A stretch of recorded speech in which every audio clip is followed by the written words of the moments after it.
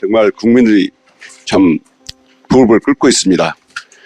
윤석열 내란 수계에 대해서는 우리 지기현 재판부가 온갖 특혜를 주고 있잖아요. 지하 통로 출입하게 하고, 그리고 비공개로 하고, 그리고 피고인 좌석이 아니고 중간에 앉히게 하고, 이런 특혜를 주는 바람에 국민들이 정말 부글부글 끓고 있습니다.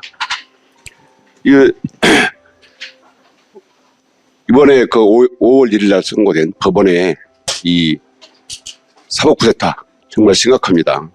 이재명 대표 사건에 대해서는 온갖 외에만 적용해가지고 이렇게 또 초스피드로 빛의 속도로 재판을 선고하는 바람에 국민들이 참 분노하고 있습니다. 저는 5월 1일 날 판결을 보고 느끼는 게 생각나는 게 있었습니다. 물론 많은 법원에 계신 분들이 문자를 줬어요. 대법관들이 정치 몰입해가 되었다. 이렇게 표현하는 분도 있었어요. 정말 대법관님들 심각하게 반성을 해야 되고 생각합니다.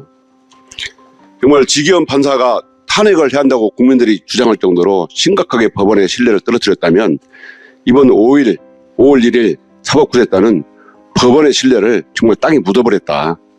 정말 내팽개친 판결입니다. 우리 차장님 동의하십니까? 판결에 대해서 평가는 다 다를 수 있다고 생각합니다. 차장님 혹시 제2 인혁당 사건 생각나십니까? 예, 좀 말씀을 해주시죠. 제2 인혁당 사건은 1975년 4월 8일 날 대법원 전원 합의체에서 판결한 사건입니다. 이 사건이 왜 문제가 되냐면 75년 2월 달에 선고되자마자 다시 한 달 보름 만에 대법원이 딱 하루 전원 합의체에서 심리를 하고 바로 선고까지 했습니다. 선고 내용이 8명 사형 선고입니다. 대법원이 사형 선고 확정하자마자 그 다음날 새벽 4시에 8명을 사형 집행합니다. 이 법원에 근무하는 분들이라면 누구나 인정합니다. 법원 사법 역사상 가장 최악의 판결이라고. 저는 어제 이 대법원이 한 조희대 대법원장이 내린 이 이재명 공직선거법 위반 판결 제2의 인혁당 사건이라고 생각하고 정말 수치스럽게 생각한다고 생각합니다. 사장님, 법원에서 그 전원합의체 심판 내규가 있죠. 예. 10일 이내에 공고하게 돼 있죠. 어떤 원칙이 전압을 열려면. 예. 그 다음에 한 달에 한 번이 원칙이죠. 예, 그렇습니다. 그 다음에 우리 재판 연구관들이 사전 보고가 있어야 되죠. 검토 보고가. 예. 예? 이런 거 지켰습니까? 지켰을 것으로 생각하고 있습니다. 그러면 그 재판 기록은 다 봅니까? 아니면 연구관들이 검토 보고서를 다 봅니까? 기록을 봅니까? 검토 보고서를 봅니까? 대법관님들께서 예. 연구관들의 검토 보고서도 보시고 기록도 다 보실 것으로 판단. 기록이 언제 대법원에 왔습니까? 그 상고 기록 접수가 된 때가 저희가 3월 28일이었고요. 예. 예, 그때서부터 지금 그 종이 기록에 대해서는 저희가 형사 사건에 있어서 전자 사본화를 취하고 있기 때문에 사본화 조치를 취해서 바로 기록을 보실 수 있습니다. 7만 쪽이 된다고 그러는데 이 7만 쪽을 읽으려면 며칠 걸리는지 아십니까? 한 사람이 8시간씩 읽어도 100일이 넘게 걸려요. 이 기록을 다 읽으셨다고요?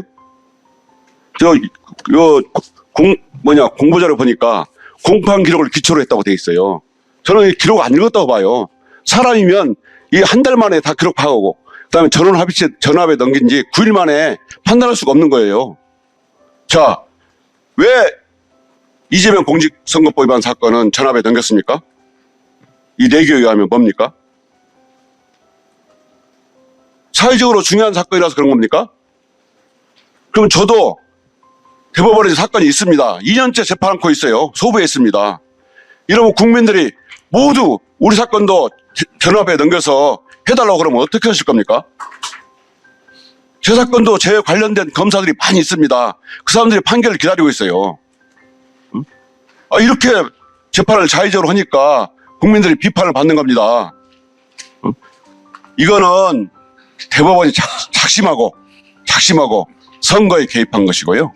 인혁당 사건처럼 A만 적용해가지고 하루에 이틀 만에 심리했지만 결국 7만 쪽이 되는 기록을 잠깐 심리하고 정말 빛의 속도로 판결을 내려가지고 국민들이 지금 선거가 한 달도 안 나는 시점에서 국민들이 배심원으로서 판결을 해야 한다고 생각하는데 법원이 그 사법구태를 일으켜가지고 재판에 간섭하고 국민들의 재판 리더 선임권, 대통령 투표권을 죽여버린 겁니다.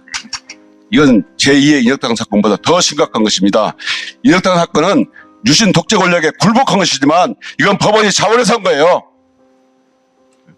이러니까 법원이 내란 세력이 동지했다 비판을 받는 거고 사법 쿠데타를 일으켰다는 비판을 받는 겁니다. 법원이 할 말이 없어요. 오죽하면 내부에서조차 저한테 부끄럽다는 얘기를 하는 겁니다. 응? 정말 이거 법원 판결문에 이런 반대견 중에 감동적인 것이 있어 보여드리겠습니다. 대법원이 선거의 공정성을 내세워 허위사실 공표죄의 적용 범위를 넓히는 해석 방향을 취하는 것은 민주주의 발전의 역사를 후퇴시키는 퇴행적 발상이다. 특히 이와 같은 해석 방향이 검사의 기소 편의지와 결합할 경우 민주주의 정치와 법원의 정치적 중립성에 가해지는 위험은 심각할 수 있다.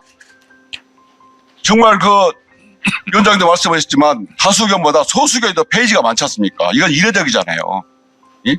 정말 윤석열 12선 내란도 실패했지만 정말 이번 법원의 5월 1일 사법 쿠데타도 성공할 수가 없습니다. 왜냐하면 국민들은 다 알아요. 법원이 어떤 건수를 부렸는지.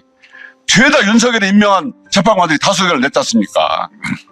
그렇기 때문에 국민의 비판에 저항의 직면에서 이번 쿠데타는 반드시 실패하고 법원은 법원 개혁의 비판에 직면할 것이다.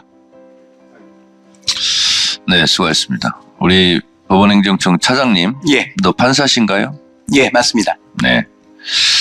예전에 독재 시절에 간첩 조작 사건이 있었습니다. 예. 재심을 통해서 다 무죄로 밝혀졌습니다. 그때 검찰의 공소장과 판사의 판결문이 일치한다. 검사의 공소장을 보고 베껴서 판결문을 쓴 부끄러운 역사가 있었습니다. 법원의 흑역사입니다. 알고 계신가요? 예.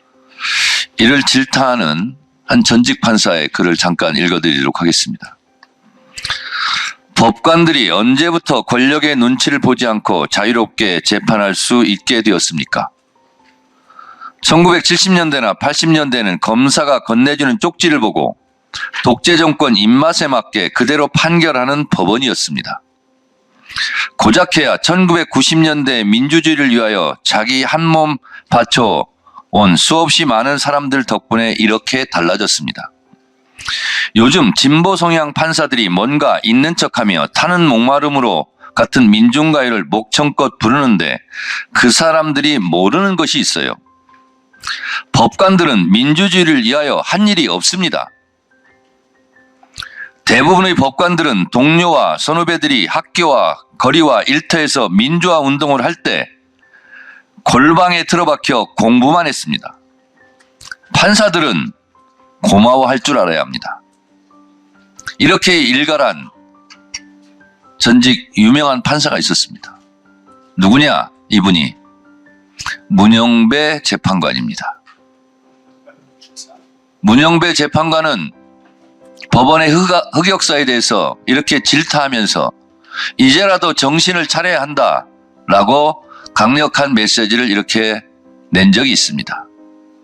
우리 법원 판사들이 한번 되새겨 볼 그런 대목이지 않은가라고 해서 소개해드렸습니다. 이 부분에 대해서 할 말 있습니까? 따로 드릴 말씀은 없습니다.